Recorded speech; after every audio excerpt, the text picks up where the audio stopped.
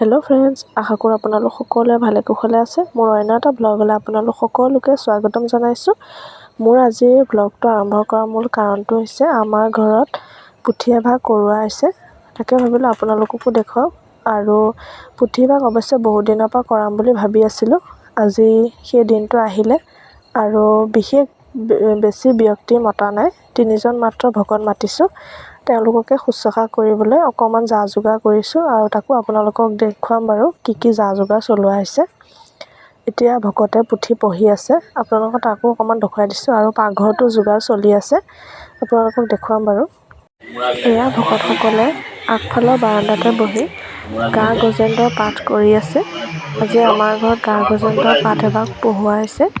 তাকে বেছি ভকত নাই, মাত্ৰ 3জন আৰু মাজতে দেউতা বহি আছে আৰু পিছফালে মোৰ মা বহি আছে। মা দেউতাই দুয়োজনেই শুনি আছে আৰু ময়ো ৰুমৰ ভিতৰৰ ফালে বহি পাঠ কৰা শুনি আছোঁ আৰু আপোনালোককো শুনালোঁ।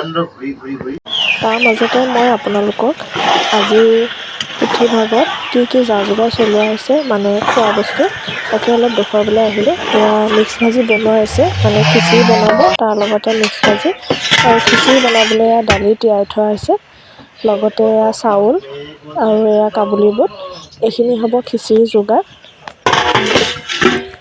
আৰু ভাজিটোতো হৈছে আৰু তাৰ লগত থাকিব অলপ চালাড, তাকে মই অলপ কাটি আছোঁ চালাডটো। আৰু ভাজিটো বনাই হোৱাৰ পিছতে নমাই দি এতিয়া খিচিৰিটো বহাই দিয়া হৈছে। খিচিৰি বনাই আছে। এয়া আকৌ মায়ে ভিতৰলৈ আহি ভকতৰ বাবে চাহৰ যোগাৰ কৰিছে, চাহ দিবলৈ। আৰু ইফালে ভকতে প্ৰসাদো দি থৈ গ'ল। মই ভিডিঅ' কৰিব পাহৰিছিলোঁ, সেয়ে শেষ মুহূৰ্তত মই ভিডিঅ' অকণ কৰি থ'লোঁ। আৰু ইফালে খিচিৰি হৈ গ'ল, খিচিৰিৰ লগত মিক্স ভাজি, চালাড, তিল আৰু মটৰৰ চাটনি, পাপৰ